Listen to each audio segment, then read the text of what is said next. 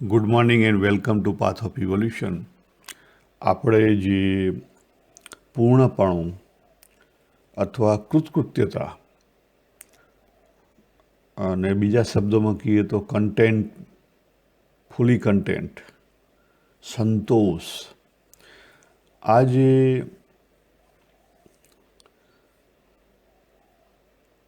પૂર્ણપણું સમજવા જઈ રહ્યા છીએ અને મુખ્યત્વે એમાં આપણે વચનામૃત લીધેલું અને આગળ જે પૂર્ણપણામાં મધ્ય પહેલામાં જે મોહને ટાળવા માટે, તો મોહ એ આપણને ચાર, આમ તો અલગ અલગ મોહ કહીએ છીએ, આસક્તિ, હા ના, કોઈકને છોકરાની હોય, કોઈકને ધનની હોય, કોઈકને સત્તાની હોય, પણ આ બધી વસ્તુને તમે જો શોર્ટ લિસ્ટ કરી દો ને તો ચાર કેટેગરી નીકળે. કઈ ચાર કેટેગરી નીકળે? તો પહેલી પોતાના સ્વરૂપ,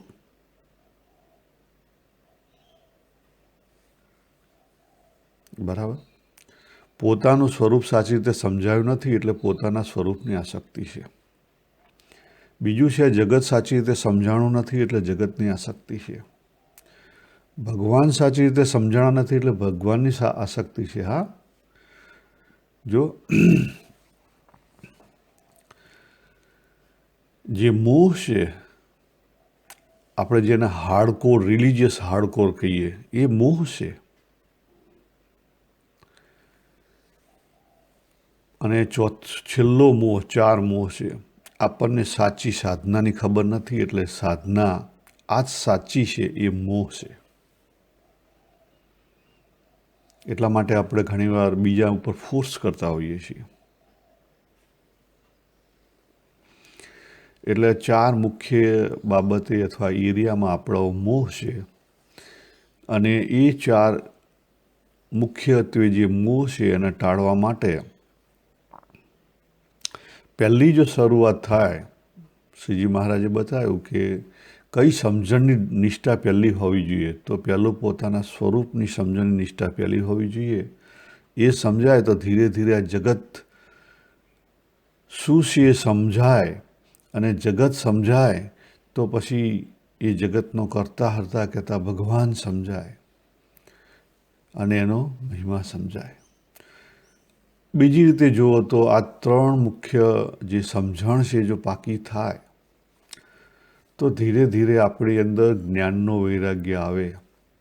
અને જ્ઞાનનો વૈરાગ્ય આવે તો આ જે મોહ છે, જે કોઈ મોહ હોય, બરાબર, આપણને ફેમિલીનો હોય કે જગતના પદાર્થનો હોય, બે મુખ્યત્વે આપણી સાથે રિલેશનશીપ છે.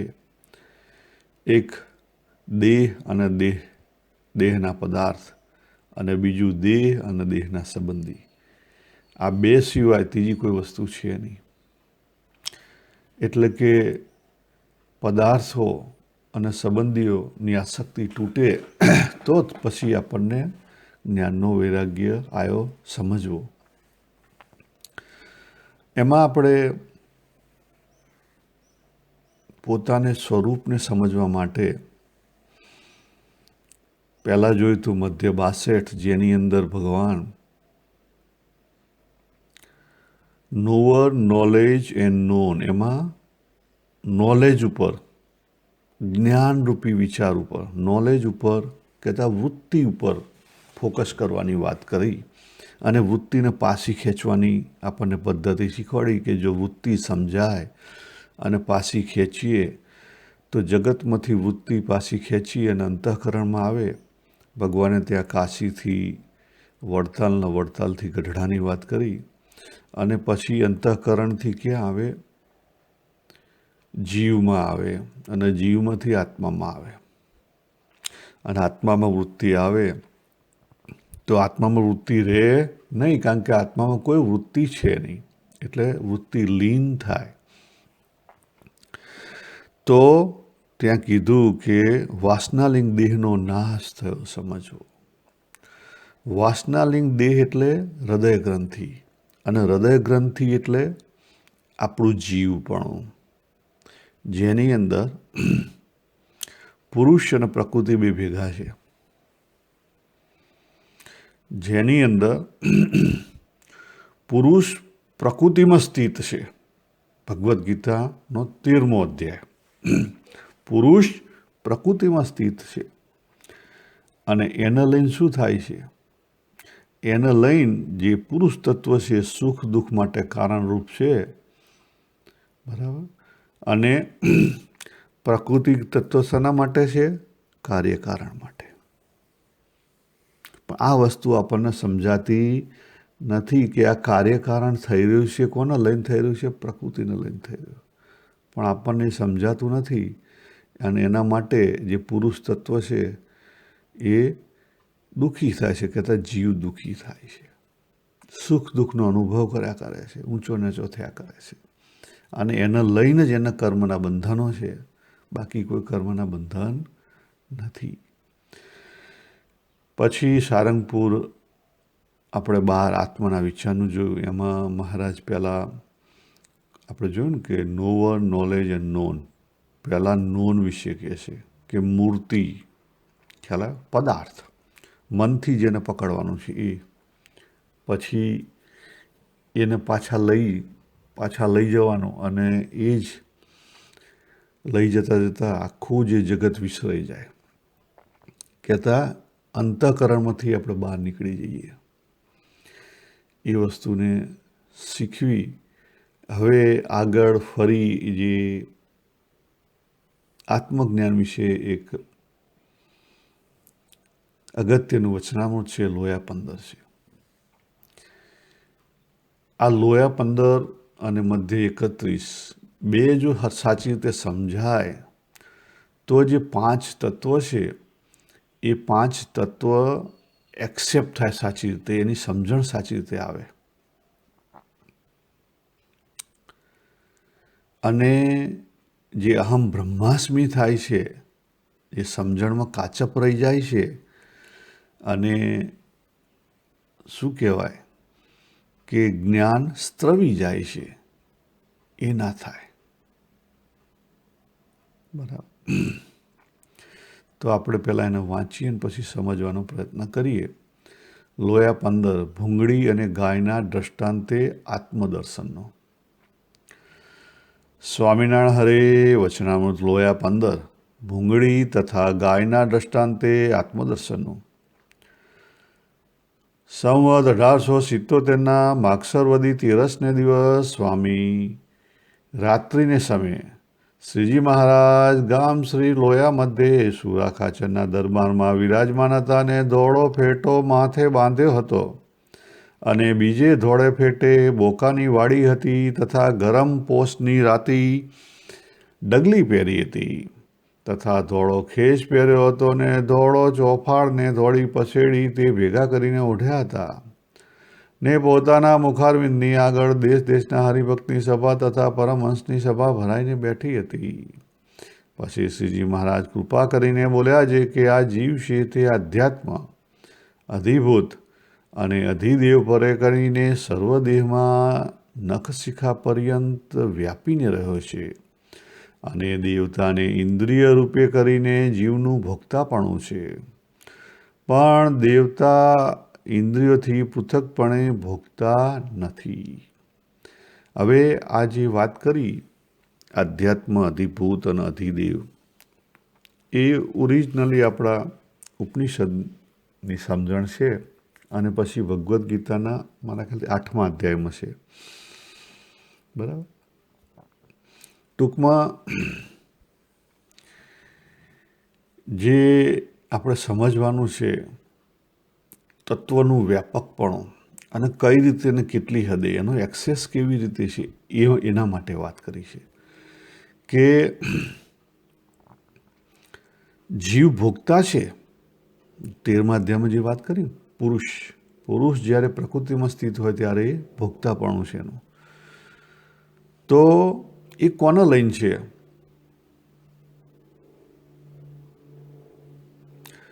તો દેવતા એટલે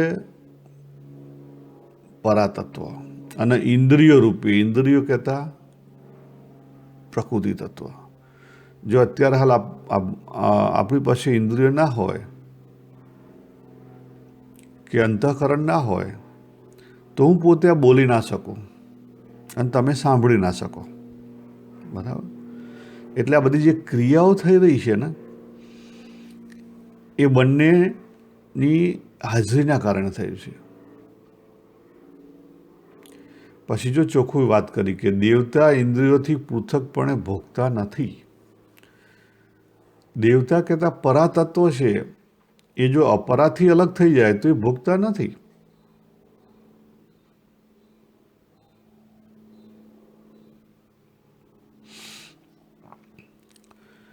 ત્યારે નિત્યાનંદ સ્વામીએ આશંકા કરી કે હે મહારાજ, ત્યારે એમ કહેવાય કે જીવ તે સામાન્યપણે સર્વદેહમાં વ્યાપીને વિશેષપણે હૃદય આકાશમાં રહ્યો છે, ત્યારે સર્વ ઠેકાણે સરખું જાણપણું નથી જણાતું, તેનું કેમ સમજવું?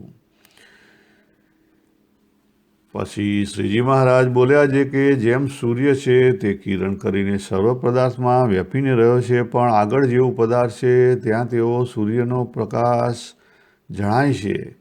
કેમ જે કાચની ભૂમિ હોય ને સ્વચ્છ નિર્મળ પાણી હોય ત્યાં જેવી રીતે સૂર્યનો શુદ્ધ પ્રકાશ જણાય, તેવી રીતે પાણાની ભૂમિ, રેતીની ભૂમિ, ડોળાયેલું પાણી તેમાં જણાતો નથી. એવી રીતે સૂર્યના પ્રકાશમાં ન્યૂન અધિકપણું જણાય છે, તેમ જીવ ઇન્દ્રિયો અંતઃકરણ ગોલક એ સર્વને વિશે સમાનપણે રહ્યો છે, પણ ઇન્દ્રિયોને વિશે સ્વચ્છપણું છે, માટે તેને વિશે વિશેષ પ્રકાશ જણાય છે. જોને નેત્રમાં જેવું તેજ જણાય છે તેવું નાક કાનમાં કોઈ દિવસ જણાય છે? નથી જણાતું. અને ચાર અંતઃકરણનું અતિ સ્વચ્છપણું છે તો ત્યાં જીવનો અધિક પ્રકાશ જણાય છે અને બીજી ઇન્દ્રિયોમાં ન્યૂન જણાય છે, પણ જીવ તો સર્વ દેહને વિશે સમાનપણે રહ્યો છે. ત્યારે બ્રહ્માનંદ સ્વામીએ પ્રશ્ન પૂછ્યો છે, એ જીવને કેટલાક તો તારા જેવો કહે છે ને દીવાની જ્યોત જેવો કહે છે તથા બપોરિયા જેવો દેખે છે, તે કેમ સમજવું? અહીંયા શરૂઆતમાં નિત્યાનંદ સ્વામી પૂછે છે કે આ જે પરાતત્વ છે, આપણે જીવની જગ્યાએ પરાતત્વ પકડીએ તો સારું કહેવાય, કારણ કે જીવમાં પરા અને અપરા બંને છે.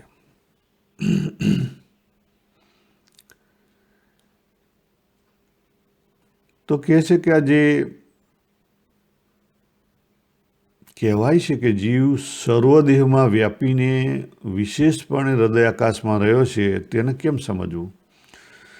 ત્યારે મહારાજ સૂર્યનું ઉદાહરણ આપે છે કે સૂર્યનો પ્રકાશ તો બધે છે, પણ જેવું પાત્ર હોય એવું રિફ્લેક્શન થાય. બરાબર? વેદાંતમાં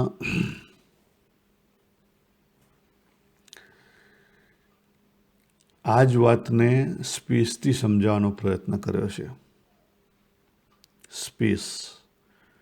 સ્પેસ મીન્સ આકાશ. આકાશ, આપણે એક નવું મકાન બનાવી દઈએ તો આકાશના બે ટુકડા થઈ ગયા? નથી થઈ ગયા. આપણે એક નવો ઘડો બનાવી દઈએ તો આકાશના બે ટુકડા થઈ ગયા? નથી થઈ ગયા. આકાશ ક્યાં છે? અંદર છે, બહાર છે, બધે છે. બરાબર? એ રીતે જીવ આખા દેહમાં વ્યાપીને રહ્યો છે, પણ જ્યાં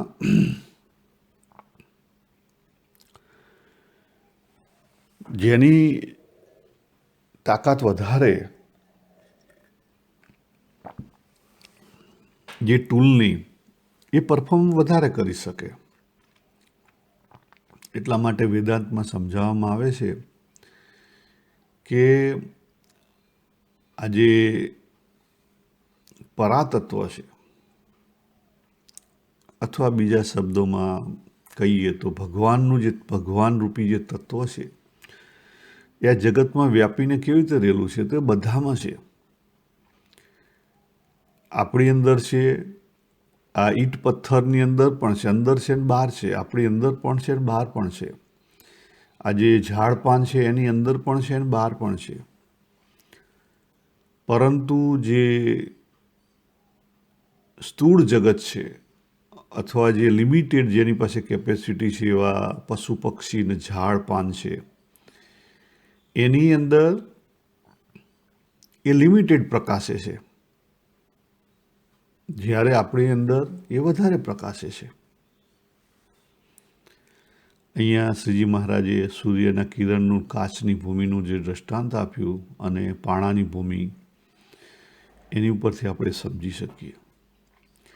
પછી આગળ બ્રહ્માનંદ સ્વામી પ્રશ્ન પૂછે છે કે કેટલાક લોકો જ્યારે ડીપ મેડિટેશન કરે ત્યારે પરાતત્વ છે એ કોઈ તારા જેવો દેખાય, કોકને દીવાની જ્યોત જેવો દેખાય, કોકને બપોરિયા જેવો દેખાય, એનું કેમ સમજવું?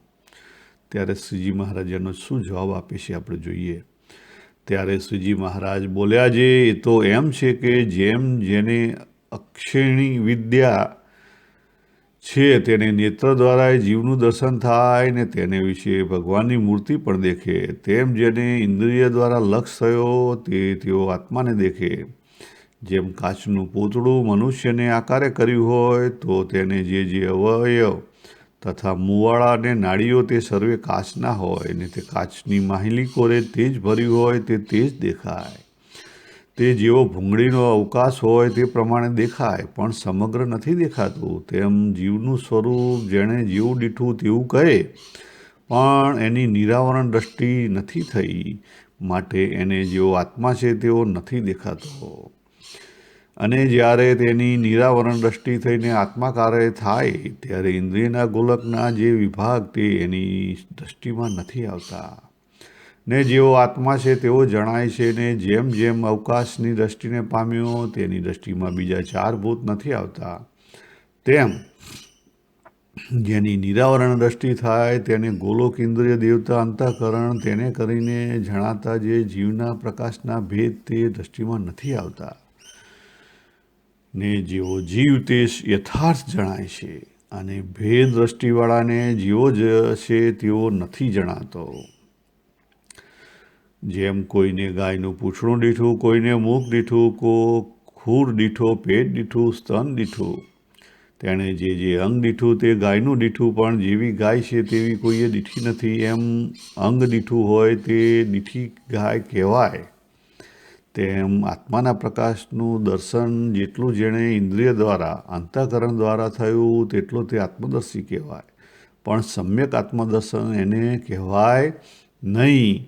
માટે અમે તો એ જીવને વિશે એવી રીતે સામાન્ય વિશેષપણું કહીએ છીએ. જો મહારાજ અહીં સમજાવે છે કે જેમ જેમ આપણે ઉપાસના કરતા જઈએ અને ઉપાસનામાં પછી ધ્યાન આવે, જે આપણે આગળ જોયું હતું ને મધ્ય 62માં અને સારંગપુર 12ની અંદર ધ્યાન આવે. ધ્યાનમાં પહેલાં આપણે શું કરીએ તો પહેલું આપણે પદાર્થને પકડીને એની ઉપર ફોકસ કરવાનો પ્રયત્ન કરીએ કે ભાઈ ભગવાનની મૂર્તિ છે તો ભગવાનની મૂર્તિને આપણે મનથી એનો વિચાર કરીએ. એટલે આપણી જે સ્મૃતિ હોય સ્મૃતિને આપણે રિકોલ કરીએ તો એ બુદ્ધિનું કામ છે. અને પછી એક મૂર્તિ આપણને જે લાયક હોય, પ્રિય હોય, એટલે આપણા મનને જે પ્રિય હોય મૂર્તિ આવે અને મૂર્તિમાં પછી અથવા પછી કેટલીક વાર ઉઘાડી આંખે આપણે કરતા હોઈએ અને મૂર્તિ સામે આપણે જોઈ રહીએ, ફોકસ કરીએ, એટલે ફોકસ બધેથી પાછું ખેંચી લઈએ અને મૂર્તિ પર લઈ જઈએ. પરંતુ એ આપણે કયા સ્ટેન્ડિંગ પોઈન્ટે છીએ? આપણે નોનના સ્ટેન્ડિંગ પોઈન્ટ છીએ. નોન, નોવર અને નોલેજ. બરાબર. એટલે એ સ્ટેન્ડિંગ પોઈન્ટે આપણે ઇન્દ્રિયનું પ્રાધાન્ય છે. જો આપણી આંખ ખુલ્લી હોય તો એમાં ઇન્દ્રિયનું પ્રાધાન્ય છે. આપણી આંખ બંધ કરીને મૂર્તિને રિકોલ કરીએ તો એમાં બુદ્ધિનું પ્રાધાન્ય છે. એટલે ઇન્દ્રિયથી આપણે અંતઃકરણના લેવલે આવ્યા. બરાબર. અને એ જ મૂર્તિને આપણે એ મૂર્તિ શના આધારે ઊભેલી છે? એ જે વૃત્તિ છે, વૃત્તિને પકડીએ ત્યારે ખાલી બુદ્ધિ જતી રહે પણ અંતઃકરણ અને જીવ સુધીનું એક આપણું જે સ્ટેન્ડિંગ પોઈન્ટ છે જીવના લેવલે આવી ગયું. કારણ કે જીવમાં શું છે, બંને વસ્તુ છે.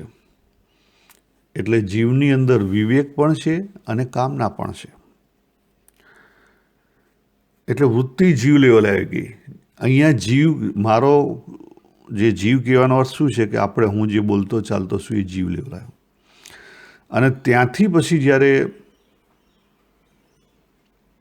આપણી એ વૃત્તિ ઓગળી જાય ત્યારે એ વૃત્તિ જેના આધારે ઊભેલી હતી એ ચેતના રહે. બરાબર? એ ચેતના ચૈતન્યનો પ્રકાશ છે. જેમ સૂર્યનો પ્રકાશ છે એમ ચૈતન્યનો એ પ્રકાશ છે. અને એ ચેતના સાચી રીતે સમજાય તો આપણે એ જે મધ્ય 62માં મહારાજે આત્મદર્શનની વાત કરી એ આત્માના લેવલે પહોંચ્યા. તો જીવ અને આત્મા અલગ. યસ, સાચી રીતે સમજવા માટે જીવ અને આત્માને અલગ સમજવા પડે. પણ ઘણી બધી જગ્યાએ શાસ્ત્રોમાં જીવ અને આત્માને એક કીધો છે.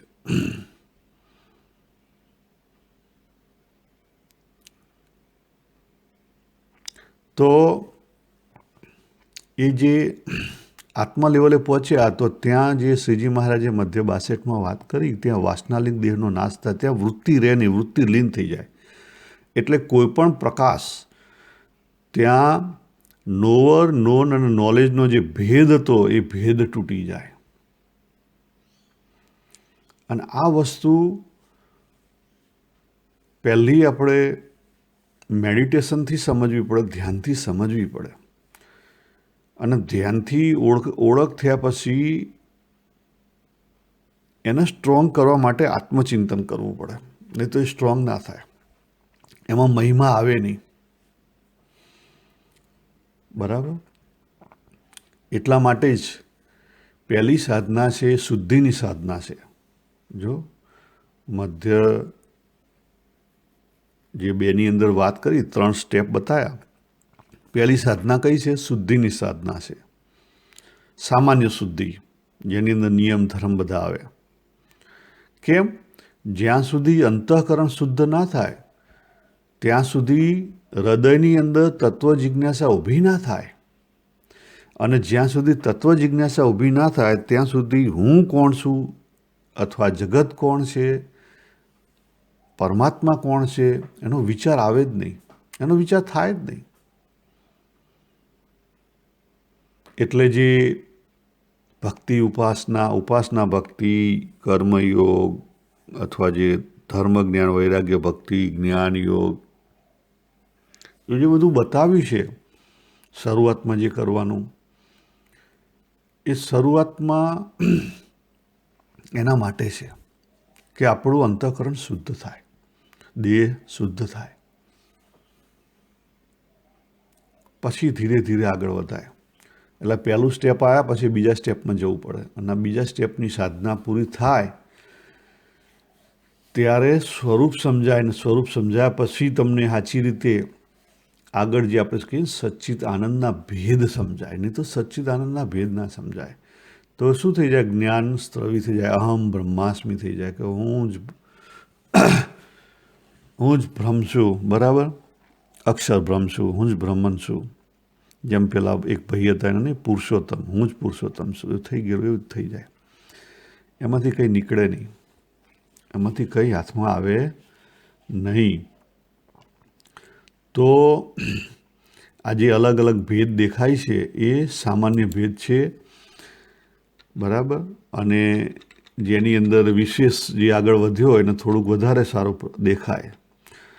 એટલે અહીંયા મહારાજ ગાયનું દૃષ્ટાંત આપે છે, જેમ આપણે નહીં પેલું હાથીનું દૃષ્ટાંત છે કે આંધળાએ હાથી જોયો અને પછી એનું એક્સપ્લેનેશન આપ્યું કે જેણે હાથીનું પૂંછડું પકડ્યું એને કીધું દોરી જેવો છે. એવી સેમ વસ્તુ મહારાજે ગાયનું દૃષ્ટાંત આપ્યું. કહેવાય ખરું કે હાથી જોયો પણ પૂરેપૂરો નહીં. સમ્યક આત્મદર્શન. હવે સમ્યક આત્મદર્શન માટે નિરાવરણ દ્રષ્ટિ થવી જોઈએ. નિરાવરણ દ્રષ્ટિ એટલે શું? કે સામે પછી કોઈ મકાન આવે તો ના દેખાય, ના એવું ના હોય. નિરાવરણ દ્રષ્ટિ એટલે જ્ઞાનીની નિરાવરણ દ્રષ્ટિ હોય. એટલે શું હોય? બાદ વૃત્તિ હોય, દેખાય બધું જ, પણ એની સમજણ છે ને પાક્કી હોય. એટલે અંદરથી જે ભાવ ઊભો થાય ને એ સમજણ પ્રમાણે ભાવ ઊભો થાય. ખ્યાલ આવે? જ્ઞાનીની નિરાવરણ દ્રષ્ટિ હોય, જે ભગવદ્ ગીતામાં ને શ્રીજી મહારાજે મધ્ય પહેલામાં જે જ્ઞાનીની વાત કરી, એની નિરાવરણ દ્રષ્ટિ હોય. અને એ દ્રષ્ટિ જ્યાં સુધી ન પમાય ત્યાં સુધી આ બધા ભેદ રહે. આપણે નહીં ઘણી વાર કહેતા કે ઓ મને સ્વપ્નમાં ભગવાન આવ્યા, મને આ દેખાણા. એ આયારામ ગયારામ છે, કહેતા અંતઃકરણનું કામ છે. હવે આપણે આગળ જોઈએ. ત્યારે નિત્યાનંદ સ્વામીએ પ્રશ્ન પૂછ્યો છે કે હે મહારાજ, તમે જીવને તો નિરાકાર કહ્યો, ત્યારે તે જીવને વિશે ભગવાન રહ્યા તે પણ અલિંગપણે રહ્યા કે મૂર્તિમાન રહ્યા? પછી શ્રીજી મહારાજ બોલ્યા, જે ભગવાન તો ઇન્દ્રિયો દેવતા અંતઃકરણ જીવ એ સર્વના આશ્રયપણે રહ્યા છે. અને તે શ્રી કૃષ્ણ ભગવાને ઉદ્ધવ ભેળે ગોપીઓને કહેવરાયું કે ઇન્દ્રિયો અંતઃકરણ દેવતા અને જીવ તેના આશ્રયપણે કરીને તમારે સમીપ હું રહ્યો છું. જેમ પંચ મહાભૂત બ્રહ્માંડ વિશે રહ્યા છે તેના તે જ સર્વના દેહમાં રહ્યા છે, તેમ જે હું આ મથુરામાં રહ્યો છું તે તો જેમ મહાભૂત વિશેષપણે કરીને બ્રહ્માંડને વિશે રહ્યો છું તેમ રહ્યો છું. અને જેમ એ ભૂત જીવોના દેહમાં સામાન્યપણે રહે છે તેમ હું તમારી પાસે રહ્યો છું. અને જે હું દેખાતો નથી તે તો તમારા ચિત્તની વૃત્તિઓને મારે વિશે નિરોધ થાય તેને અર્થે નથી દેખાતો, પણ રહ્યો તો મૂર્તિમાન છું. જો અહીંયા ઘણી બધી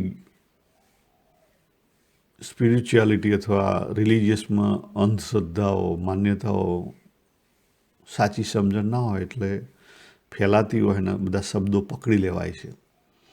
શબ્દો શું થાય? પકડી લઈએ.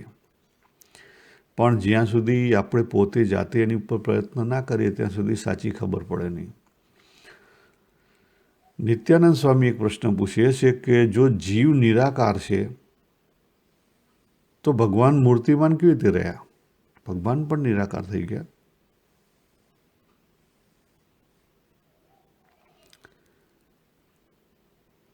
ત્યારે શ્રીજી મહારાજ કહે છે કે ભગવાન તો આધારરૂપ છે. કેવા છે? આધારરૂપ છે. ઇન્દ્રિયો દેવતા અંતઃકરણ જીવ એ સર્વેના આશ્રયપણે રહ્યા છે. જો આને બહુ સરસ રીતે ભગવદ્ ગીતાના 9મા અધ્યાયના 4થા અને 5મા શ્લોકમાં સમજાવ્યું છે. એમાં બતાવવામાં આવેલું છે કે ભગવાન કહે છે કે મારામાંથી સંસાર ઊભો થયો છે, પણ મારી અંદર સંસાર નથી.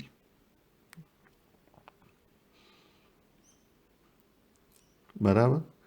એટલે નિમિત્ત અને ઉપાદાન કારણની રીતે આ સંસાર ભગવાનમાંથી ઊભો થયો, આ જગત. પણ ભગવાનની અંદર એ જગત નથી. એટલે કે અહીંયા આશ્રયપણે એટલે સત્તારૂપ એટલે સત્તત્વ. જે પ્યોર તત્વ છે પહેલું એ સત્તત્વ છે. પછી આ જે બોલે ચાલે છે એ ચિત્ત આવ્યું એટલે બોલે ચાલે છે. એનર્જીનું રેલણી એટલે બોલે ચાલે છે, નહીં તો બોલે ચાલે નહીં, ખબર જ ના પડે. એટલે સત એ સત્તારૂપ છે, ચિત્ત એ પ્રકાશરૂપ છે. ખબર ના પડે. ચિત્ત ના હોય તત્વ તો ખબર ના પડે. હવે પહેલું સત તત્વ ભગવાન સમજાવવા પ્રયત્ન કરી રહ્યા છે કે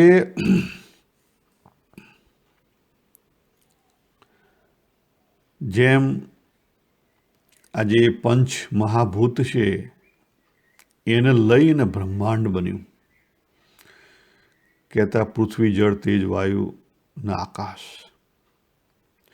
આ જે 4 તત્વો આપણને દેખાય છે આકાશમાં છે, આકાશ નો આભાસ થાય છે. આપણા આકાશને આપણે સાચી રીતે પકડી નહીં શકતા.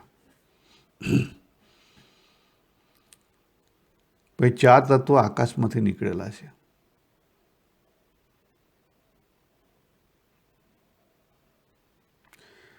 હવે આપણા દેહની અંદર પણ એ 5 પંચમહાભૂત રહેલા છે.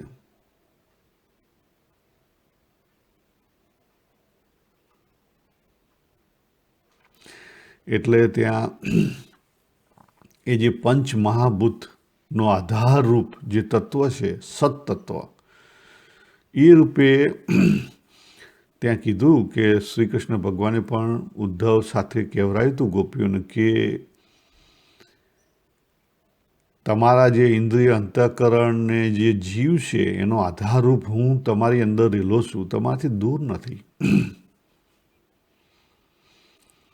ભગવાન આપણાથી એક સેકન્ડ અથવા એક ક્ષણ પણ દૂર નથી. એ જે તત્વ છે ને, સત્તત્વ ના હોય તો આપણે કોઈ અનુભવ ના કરી શકીએ. પણ જ્યાં સુધી આપણે સતને જાણ્યું નથી, એટલે જાણ્યું કહેતા અનુભવથી જાણ્યું નથી, અથવા એક અનુભવ થાય ને બીજો અનુભવ એના પૂર્વાપર, કે જેમ આપણે કોકને બતાવવું હોય કે બીજો પેલો ચાંદ દેખાય છે તો પેલું જે મકાન છે એના રૂફની ટોપ ઉપર અથવા પેલું ઝાડ છે એની ઉપર પેલો બીજનો ચાંદ દેખાય છે. એ ચાંદ બતાવવા માટે જેમ આપણે જોઈએ છીએ તો ખરા ચાંદ, પણ કોકનો આધાર લઈએ છીએ, એમ એ સત્તત્વને આધાર લઈને પણ જો સમજીએ તો પાકું થાય, બાકી પાકું ના થાય. બાકી તો આ બુકમાં રહેશે. આ બધી વાતો અનેક વર્ષોથી ઉપનિષદમાં હતી, ત્યાંથી ભગવદ્ ગીતામાં આવી. એવું કહેવાય છે કે ભગવદ્ ગીતાને પણ 5000થી વધારે વર્ષ થઈ ગયા.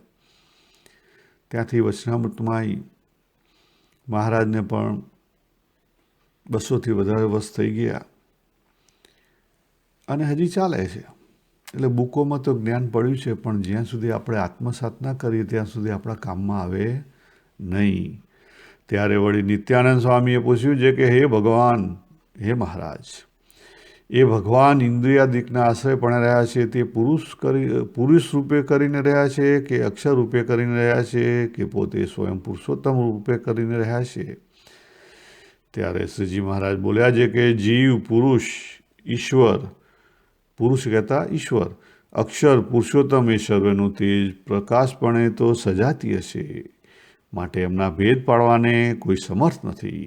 અને ભેદ તો અતિશય છે, પણ તે ભેદને દેખવાને કોઈ સમર્થ નથી. ને જેને એ ભગવાન કૃપા કરે તેને કરીને તેને પ્રકાશમય એવો દિવ્ય દેહ બંધાય. પછી તે એમ જાણે કે આ હું પુરુષ છું ને હું છું ને આ પુરુષ છે ને આ અક્ષર છે, અને એ સર્વથી વિલક્ષણ એવા જે પુરુષોત્તમ છે એવી રીતે સર્વને પૃથકપણે દેખાય ને એમના પ્રકાશને પણ વિલક્ષણપણે દેખે, પણ બીજો તો કોઈ પૃથક દેખવાને અર્થે સમર્થ થાય નહીં. માટે ભગવાન સૂજે એ રૂપે કરીને રહ્યા છે, પણ પોતે રહ્યા છે. અને વેદાંતમાં અને જે ઉપનિષદ તથા યોગ સાંખ્ય એ 3 શાસ્ત્ર સનાતન છે. એ શ્રી કૃષ્ણ ભગવાનનું પરમાત્માનું જ વર્ણન કરે છે. અને એ 3 શાસ્ત્રના મત તમને અમે પૃથકપણે કરીને કહીએ તે સાંભળો. જો નિત્યાનંદ સ્વામી બહુ સરસ પ્રશ્ન પૂછે છે કે મહારાજ તમે વાત કરી કે આ જે મનુષ્ય છે કહેતા એક જીવ છે, એની અંદર ભગવાન રહ્યા છે, આશ્રયપણે રહ્યા છે, ઇન્દ્રિયોના અંતઃકરણના આશ્રયપણે રહ્યા છે, કહેતા સતરૂપે રહ્યા છે, સત્તારૂપ. તો એ સત્તારૂપ રહ્યા એનો એ કઈ રીતે રહ્યા? એ પુરુષ રૂપે રહ્યા, પુરુષ કહેતા ઈશ્વર રૂપે રહ્યા, કે ઈશ્વરથી પર જે અક્ષર છે અક્ષર રૂપે રહ્યા, કે સ્વયં પુરુષોત્તમપણે રહ્યા? કઈ રીતે રહ્યા? ત્યારે શ્રીજી મહારાજે જે જવાબ આપ્યો છે, શ્રીજી મહારાજ કે જીવ પુરુષ કહેતા ઈશ્વર, જીવ ઈશ્વર, અક્ષર બ્રહ્મ અને પુરુષોત્તમ, એનું જે તેજ છે જો તેજ આવ્યું એટલે શું થયું? સત અને ચિત્ત, બરાબર. અને સત અને ચિત્ત આવ્યું એટલે એનો શું થયો? સચ્ચિત આનંદ. જે કહેવાય છે કે આપણો આત્મા કેવો છે? સચ્ચિત આનંદ છે. તો સચ્ચિત આનંદ જે એ શું છે? સચ્ચિત આનંદ એ તેજ, મહારાજે અહીંયા કહ્યું. એ તેજ કેવું છે? સજાતીય છે. સજાતીયનો અર્થ શું થયો? એક તત્વનું છે. એમાં તત્વરૂપ એક જ છે. ચારે ચાર તત્વની અંદર તત્વરૂપ જે તેજ છે, સચ્ચિત આનંદ, એ એક જ છે. તત્વરૂપ એક છે.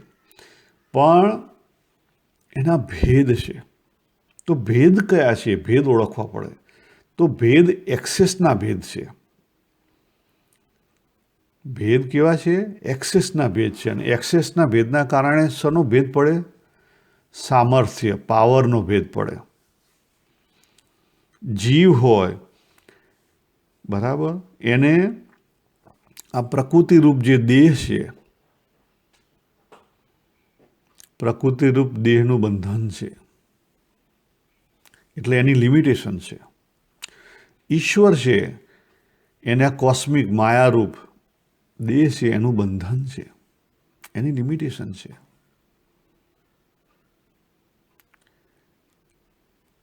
એ જ રીતે અક્ષર ભલે તત્વ માયાથી પર છે, પણ એ સેકન્ડરી તત્વ છે, પ્રાઇમરી તત્વ નથી. પ્રાઇમરી તત્વ પુરુષોત્તમ છે. કારણ કે અક્ષરે શું આવ્યું? સત અને ચિત્ત આવ્યું, અને પછી રેલણું, બરાબર. એટલા માટે એને એ દરેકના સામર્થ્યના એક ભેદ છે. એ જ્યારે આપણે ઉપાસના કરી અને ધીરે ધીરે આપણો એક્સેસ વધે, ત્યારે એ ભેદનો પાવર સમજાય, ત્યારે ભેદનો પાવર અનુભવાય. આપણે નહીં, કેટલાક યોગવાળા હોય તો એ લોકો પાસે પાવર વધારે હોય. કેમ? કે પાવર આવ્યો ક્યાંથી? તો એ પાવર એમણે જે પ્રકૃતિને સાધી એમાંથી પાવર આવ્યો.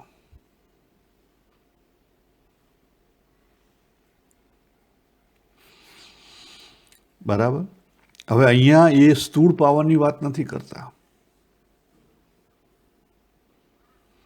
અહીંયા એ જે ભેદ છે એને સમજવાના પાવરની વાત કરે છે. કારણ શું? કે ઘણીવાર જ્ઞાની હોય, બરાબર, તો જ્ઞાનીની પાસે યોગાચાર્ય જો જે યોગના માર્ગે આગળ વધેલો હોય એટલો પાવર ના હોય. એ કયો? પ્રકૃતિનો પાવર ના હોય. પણ જ્ઞાની પાસે દિવ્ય દ્રષ્ટિ હોય, બરાબર. અને દિવ્ય દ્રષ્ટિના કારણે એનું સ્થાન જે યોગના માર્ગે, જે પ્રકૃતિના માર્ગે આગળ વધેલો છે એના કરતાં ઊંચું હોય. આપણે જુઓ, જે કેટલાય અસુરો થઈ ગયા, રાક્ષસો થઈ ગયા, એ લોકોનો પાવર કેટલો બધો હતો. કેમ? એ લોકો સાધના કરીને પાવર મેળવ્યો હતો. પણ સાધના કરીને પાવર ક્યાંથી આવે? તે પ્રકૃતિનો પાવર હતો. કોનો હતો? પ્રકૃતિનો પાવર. આપણે અહીંયા બધા જે સ્પોર્ટ્સવાળા છે એ લોકોનો પાવર કેટલો હોય? ઘણો હોય. પછી આઈએસ ઓફિસરો છે, એ પાસે કેટલું માઇન્ડ હોય? પાવરફુલ માઇન્ડ હોય. પણ એ બુદ્ધિનો પાવર છે. એટલે પ્રકૃતિના પાવર છે, દેહ, ઇન્દ્રિય, મન, બુદ્ધિના, એ અહીં કોઈ કામના નથી. પરંતુ જ્યારે મહારાજ કહે છે કે જ્યારે ભગવાન કૃપા કરે અને પછી એ જે દિવ્ય દેહ બંધાય, ત્યારે એને ખબર પડે ધીરે ધીરે કે આ કયું તત્વ છે, બરાબર. હવે છેલ્લે મહારાજ કહે છે કે જે ઉપનિષદ છે, યોગ અને સાંખ્ય, એ ત્રણેય, બરાબર, એ ત્રણેય વસ્તુને, એટલે કે આખું જે વેદાંતનું જ્ઞાન છે એ ઉપનિષદ, યોગ અને સાંખ્યમાં રહેલું હતું. એને ભગવાન કૃષ્ણનું જ વર્ણન કરે છે, અને ભગવાન કૃષ્ણે એને ગીતામાં મૂક્યું. એટલા માટે જો ગીતાને ઉપનિષદનો સાર કહેવામાં આવે છે.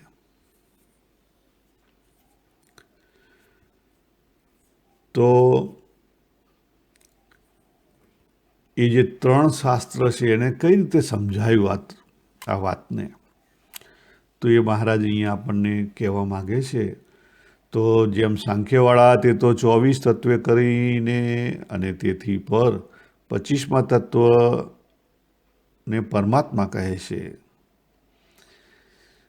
પણ જીવ ઈશ્વરને પૃથકપણે નથી કહેતા. હવે જો જે સાંખ્યની સમજણે જેણે સાંખ્ય શાસ્ત્ર આપ્યા એણે જીવ અને ઈશ્વરનો ભેદ નથી પાડ્યો. એણે સીધા જીવ ઈશ્વરના એક કરી દીધા અને પરમાત્માને એક કરી દીધા. આપણે ત્યાં 3 તત્વ જીવ ઈશ્વર ને જગત 3 તત્વ છે. એના 5 તત્વ જીવ, ઈશ્વર, માયા, ભ્રમ અને પરભ્રમ. આ કઈ રીતે થયું? તો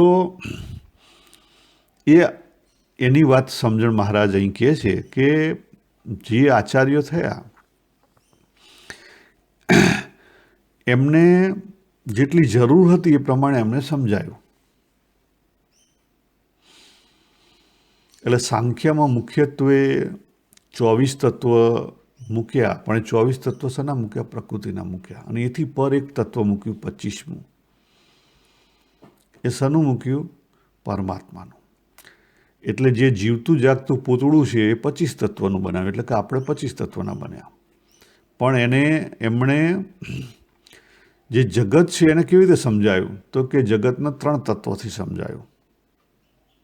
જીવ, ઈશ્વર અને માયા 3 તત્વોથી સમજાયું. એટલે 25માં જે પરમાત્મા મૂક્યા એને ભગવાન કહી દીધા, બરાબર.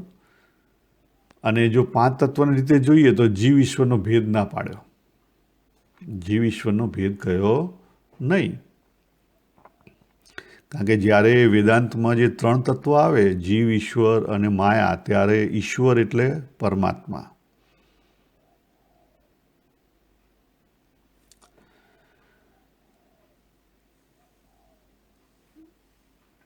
એનો અભિપ્રાય શું થયો? ત્યાં મહારાજ કહે છે કે તત્વ છે તે જીવ વિનાના હોય નહીં, માટે તત્વ ભેળો તદાત્મપણે રહ્યો જે જીવ તેને તત્વરૂપ જ કહે, પણ તત્વ થકી પૃથક નથી કહેતા. એટલે અહીંયા વાત કરે છે કે જે તત્વ સમજાયા 24 તત્વો સાંખ્યવાળા કીધા પ્રકૃતિના, બરાબર. પણ એ જે તત્વ છે એ જીવ વિનાના હોય નહીં, કારણ કે એ સિવાય અનુભવ ના થાય.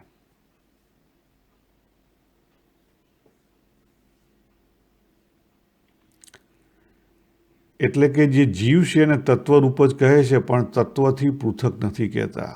અને જેમ જીવને 24 તત્વરૂપ માને છે તેમ ઓકે, હવે જે 24 તત્વ ખરા એ તો શાના કીધા? પ્રકૃતિના કીધા. તો જીવ પ્રકૃતિ છે? ના, એમ નથી. પણ એમાં પ્રકૃતિ પ્રાધાન્ય છે એટલા માટે કીધેલું છે, બરાબર.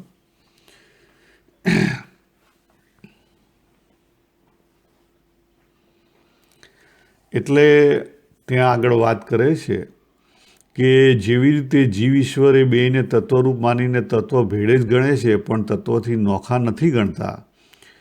અને 25મા તત્વ જે છે એને પરમાત્મા કહે છે. એ સાંખ્યનો મત છે.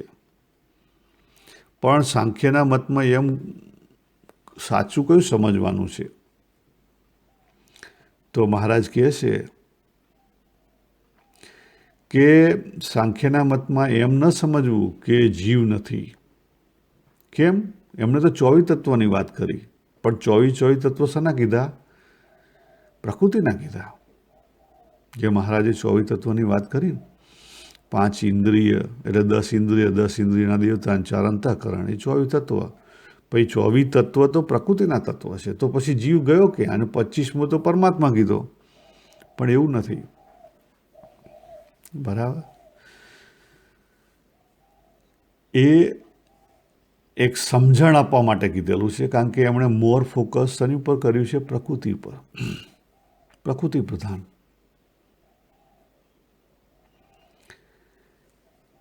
સાંખ્યવાળે સડ સંપત્તિ શ્રવણ મનન નિધિ ધ્યાન સાધન કયા તે જીવને કરવાના કયા. પછી છે સાધન કરીને વિચારને પામે ને તે વિચારે કરીને તત્વ થકી પોતે નોખો પડે ને પોતાને બ્રહ્મરૂપ માને ને પરમાત્માને ભજે એવી રીતે સાંખ્ય મત છે. તે મોક્ષ ધર્મમાં સુખજી પ્રત્યે નારદજીએ કહ્યું છે. તો આજે વાત કરી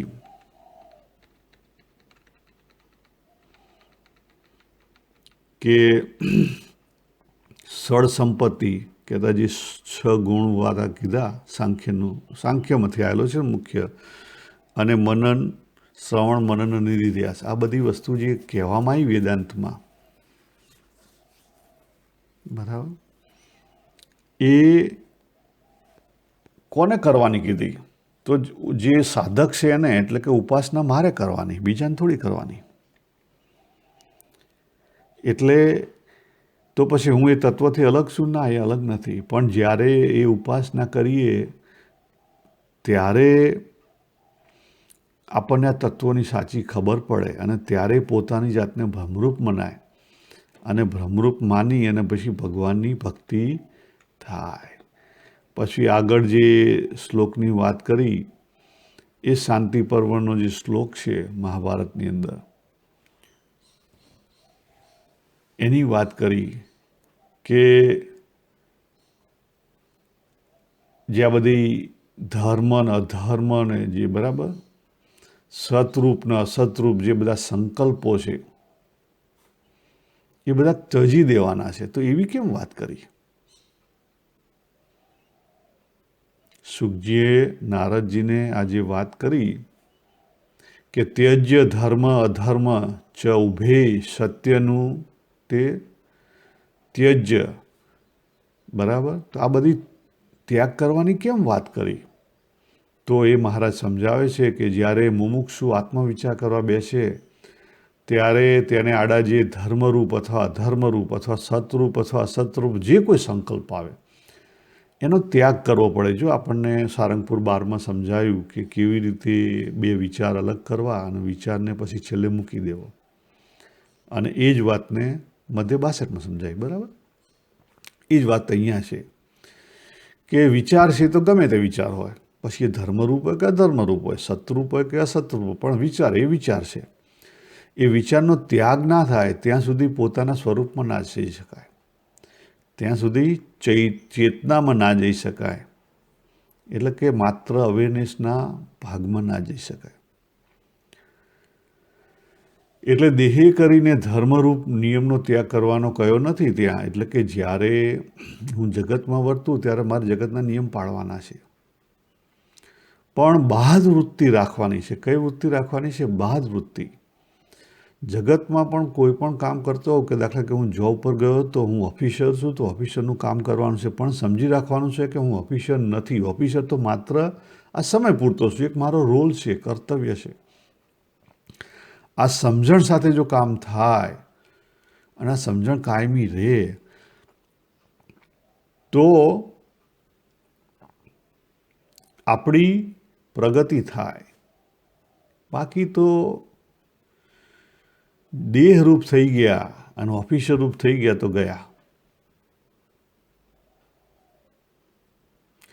એટલે જે આ બાહ્ય વૃત્તિથી જો કામ થાય પણ સમજણાયા વગર બાહ્ય વૃત્તિ આવે નહીં, તો આ જગતમાં રહેવા છતાં આપણને જગત જળકમરવત થઈ જઈએ. અને યોગવાળા તે 24 તત્વોને પૃથક ગણે છે અને જીવ ઈશ્વરને 25માં કહે છે અને પરમાત્માને 26માં કહે છે. જો યુગ એક સ્ટેપ આગળ વધ્યું, 24 તત્વ પ્રકૃતિમાં મૂક્યા, 25માં તત્વમાં જીવ ઈશ્વરને મૂક્યો અને 26માં તત્વમાં પરમાત્માને મૂક્યા. વિવેકે કરીને 25માં તત્વ થકી પૃથક સમજી તેને વિશે પોતપણાની દઢતા માનીને 24 તત્વની જે વૃત્તિઓ તેનો પિંડ ભાવ કરીને બળાત્કારે 26માં તત્વને વિશે રાખે પણ વિષય સન્મુખ જવા દે નહીં, એમ સમજે જે મારી વૃત્તિ ભગવાનની મૂકીને બીજે ઠેકાણે જશે તો મને સંસ્કૃતિ થશે. માટે અતિ આગ્રહ કરીને ઇન્દ્રિય અંતઃકરણની જે વૃત્તિઓ તેને ભગવાનને વિશે રાખે, અને જે સાંખ્યવાળો તે તો એમ સમજે કે મારે ઇન્દ્રિય અંતઃકરણ નથી તો જશે ક્યાં. એટલે આ ઉપાસનાના જે બધા ભેદ છે એની મહારાજ વાત કરે છે કે જે સાંખ્યના માર્ગે વળેલો છે, એટલે કે જેણે આ જગતને સાંખ્ય કરી નાખ્યું છે, બરાબર, એને જે કહેવાય ને કે ઉપાસના ભક્તિ, એને વૃત્તિ, એટલે કે સાંખ્ય જ્ઞાને કરીને જેણે જગતને સાંખ્ય કરે છે એના માટે કોઈ વૃત્તિ જેવું છે જ નહીં, કારણ કે વૃત્તિને મહત્ત્વ નથી આપતો. જ્યારે ઉપાસના ભક્તિવાળો છે, અહીંયા મહારાજ યોગની વાત કરે છે, એણે 3 વસ્તુ અલગ કરી છે. જીવ ઈશ્વર અલગ કરેલા છે, પ્રકૃતિ અલગ કરી છે, અને પુરુષોત્તમ અલગ કરેલા છે. તો ભગવાનમાં વૃત્તિ રાખવા માટે ઇન્દ્રિયો અંતઃકરણની જે વૃત્તિઓ છે જગતમાં જાય નહીં, એનો કંટ્રોલ એને રાખવો પડે, બરાબર. એટલે વૃત્તિઓને કંટ્રોલમાં પડેલો છે. માટે પોતાને ભ્રમરૂપ માનીને નિર્ભય રહે, અને જે યોગવાળો તે તો ડરતો ડરતો રહે. જેમ કોઈક પુરુષના હાથમાં તેલનું માથા લગણ ભરેલું પાત્ર હોય, તે પુરુષને પગથિયા ઉપર ઊંચું ચડવું હોય ને 2 કોરથી ઉઘાડી તલવાર પુરુષ ડરાવને ઊભા હોય, તે તેલને ઢળવા દેવું ન હોય, અને જે પુરુષને ભય લાગે તેમ યોગવાળો વિષય થકી બીને ભગવાનને વિશે વૃત્તિ રાખે. એ યોગનો મત છે. જો યોગના મતમાં શું કીધું કે શુદ્ધિનું બહુ જ મહત્ત્વ છે. આપણે ત્યાં ઘણા બધા સંપ્રદાય છે જ્યાં શુદ્ધિનું બહુ જ મહત્ત્વ છે. સામાજિક શુદ્ધિ બહુ જ, કે જેથી કરીને મન છે એ પાછું પ્રકૃતિમાં ભળી ના જાય, એને પ્રકૃતિ સાથે પ્રીતિ ના થાય, એટલા માટે નિયમ ધર્મ એ લોકો પાળે છે. અને કેટલાક જે સાંખ્ય વિચારે કરીને જે કેટલાક જ્ઞાનીઓ થયેલા છે, એ લોકો જેને કહીએ કે અવધૂત કહીએ, અવધૂત કોઈ રિલિજિયસ ના પાડે. તમે જો અવધૂત જે જ્ઞાની હોય એ કોઈ રિલિજિયસ ના પાડે. કેમ? કારણ કે એણે પ્રકૃતિને મહત્ત્વ જ નથી આપ્યું. એનું એ પોતે એનું જે સ્ટેન્ડિંગ પોઈન્ટ છે એ પોતે શેમાં છે? પરાતત્વમાં છે. એણે પ્રકૃતિને મહત્ત્વ જ નથી આપ્યું. એટલે જેટલા પણ અવધૂત હશે, તો ઘણા બધા જે અવધૂતના માર્ગે હશે, એ લોકો કોઈ રિલિજિયસ નહીં પાડે. હવે ત્રીજી વેદાંતની વાત કરી, એટલે કે ઉપનિષદની વાત કરી. એમાં શું કીધું છે કે સર્વના અતિશય મોટા કારણ એવા જે પુરુષોત્તમ નારાયણ, તેનું જ ગ્રહણ કરીને બીજા સર્વેને મિથ્યા માને. જેમ આકાશની દૃષ્ટિને જે પામ્યો હોય તે બીજા તત્વોને દેખે નહીં, તેમ એ બ્રહ્મને જે દેખતો હોય તે બીજાને દેખે નહીં. એવી રીતે વેદાંતનો મત છે. હવે વેદાંતમાં કહેતા ઉપનિષદમાં એક સ્ટેપ આગળ છે. એમાં ફોકસ ક્યાં છે? અક્ષરબ્રહ્મ ઉપર છે. જ્યારે પોતાની જાતને બ્રહ્મરૂપ મનાય, આકાશરૂપ દ્રષ્ટિ થઈ ગઈ, ત્યારે બીજા તત્વ એમાં બાધ ના કરે. જે મેં કહ્યું કે બાધ વૃત્તિથી જે વર્તે એ વેદાંતના મતે અનુસરેલો છે. તો એનો અર્થ શું થયો કે આ બધાય માર્ગ છે. કેવા છે? માર્ગ છે ભગવાનને પામવાના. જેમાં આપણું પોતાનું અંગ વધારે આપણને ગમતું હોય એ અંગ પકડી અને અનુકૂળ જે માર્ગ હોય એ પકડી અને ધીરે ધીરે આગળ વધીએ. આગળ વધવાનું છે. અગત્યનું શું છે? આગળ વધવાનું છે. જો આગળ નહીં વધાય તો મુશ્કેલીનો પાર નથી. માટે આગળ વધવું એ અગત્યની વાત છે. તો અહીંયા મુખ્ય અહીંથી સાર શું લેવાનો છે? મુખ્ય સાર એ લેવાનો છે મહારાજે અહીંયા કે જે 5 તત્વો મહારાજે આપ્યા, જીવ, ઈશ્વર, માયા, ભ્રમ અને પરબ્રહ્મ. એમાં જે 4 તત્વો છે, જે 4 તત્વ છે, જેને સજીવ તત્વ કહી શકાય, એ 4 તત્વની અંદર જે તત્વરૂપ જે મેઇન તત્વ છે, એ જે મુખ્ય પ્રકાશરૂપ તત્વ છે, એ કેવું છે? સજાતીય છે, સચ્ચિત આનંદ છે. એટલે જીવમાં જે પ્રકાશરૂપ તત્વ છે, પરાતત્વ, એ સચ્ચિત આનંદ છે. ઈશ્વરની અંદર જે પરાતત્વ પ્રકાશી રહ્યું છે, સચ્ચિત આનંદ છે. અક્ષરબ્રહ્મની અંદર જે પરાતત્વ પ્રકાશી રહ્યું છે, એ સચ્ચિત આનંદ છે. અને પુરુષોત્તમની અંદર જે પરાતત્વ છે, એ સચ્ચિત આનંદ છે. તો ચારે એક છે? ના, ચાર એક નથી. ચારેમાં એક્સિસના ભેદ છે. જ્યાં સુધી આપણી પાસે એક્સિસના ભેદ છે, ત્યાં સુધી શું કરવું પડે? ડિવોશન. એટલે ડિવોશન કાયમી રાખવાનું છે. અને જો ડિવોશન સાચી રીતે આવે તો આપણું જ્ઞાન સ્ત્રવી ના જાય, તો અહમ બ્રહ્માસ્મિ થાય નહીં. એટલે તત્વને પણ જો સાચી રીતે સમજ્યા હોય તો ડિવોશન આવે, અહમ બ્રહ્માસ્મિ ના થાય. ભલે તમે પછી તમારું અંગ હોય પ્રમાણે તમે સાધના કરો, ઉપાસના કરો. કોઈ મંદિરે વધારે જતા, કોઈ મંદિરે ઓછા જતા હોય, બરાબર. કોઈ મંદિરે જઈને મંદિરની પ્રવૃત્તિઓ વધારે કરતા હોય, કોઈ ઓછી કરતા હોય, કોઈને એમાં રસ ના હોય. એનો અર્થ એ નથી કે એ માણસ એની અંદર નથી. મેઇન વસ્તુ અગત્યની શું છે? તમે જે કંઈ કરતા હોય કરો, પરંતુ સમજણથી જો તમે આ બધી વસ્તુઓ પાકી રાખશો તો એમાંથી પડી નહીં જવાય. જો મધ્ય 3માં મહારાજે ક્લેરિટી આપી કે મુખ્ય બે ભાગ પાડ્યા મહારાજે, કે આગળ વધવાના અને પડવાના 2 માર્ગ છે. એમાં એક જ્ઞાનનો માર્ગ આપ્યો અને બીજો ઉપાસના ભક્તિનો માર્ગ આપ્યો. એટલે ઉપાસના ભક્તિમાં કર્મયોગ અને ભક્તિયોગ બંને આવી ગયા.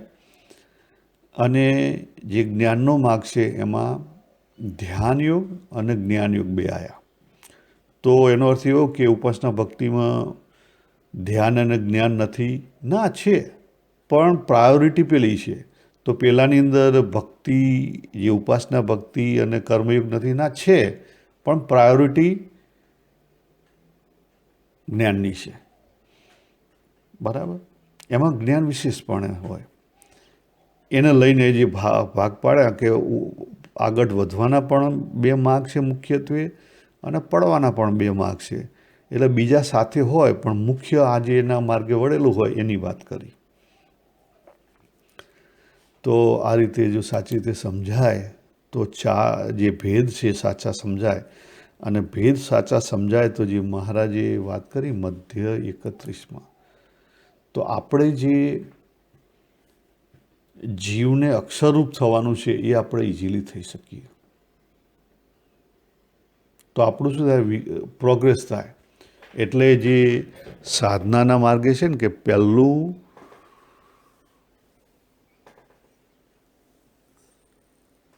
આપણે જે નેગેટિવમાંથી પોઝિટિવ થયા પછી પહેલું સ્ટેપ શું આવે? તો પહેલું સ્ટેપ એ પછી જે બીજું સ્ટેપ કીધું. એટલે બીજું સ્ટેપ કયું થાય? તો બીજું સ્ટેપ આત્મદર્શન. પણ આત્મદર્શનથી મેળવવાનું શું? તો આત્મદર્શનથી આપણને મળે શું? તો આપણો જે આ જે કાર્યકારણ છે, કાર્યકારણમાં આપણે ફસાઈએ નહીં. કહેતા આ જે કોઝાલિટી છે, કર્મ સિદ્ધાંત છે, એથી પર થવાય. કોઝાલિટીથી આપણે પર થઈ શકીએ. એટલે પોતાનું સ્વરૂપ સમજાણું તો કોઝાલિટીથી તમે પર થયા, જન્મ મરણના બંધનમાંથી પર થયા. પરંતુ તમે પૂર્ણ પર નથી થયા. અને એ પોતાનું સ્વરૂપ સાચી રીતે સમજાય, અક્ષર બ્રહ્મ છો, ત્યારે સાચી રીતે માયાથી પર થયા, બરાબર. તો જે ડ્યુઆલિટીના ભેદ છે એ ભેદ ટળે, તો વનનેસમાં આવી શકાય. તો આપણે અહીંયા પૂરું કરીએ. શ્રી સ્વામિનારાયણ ભગવાનની જય.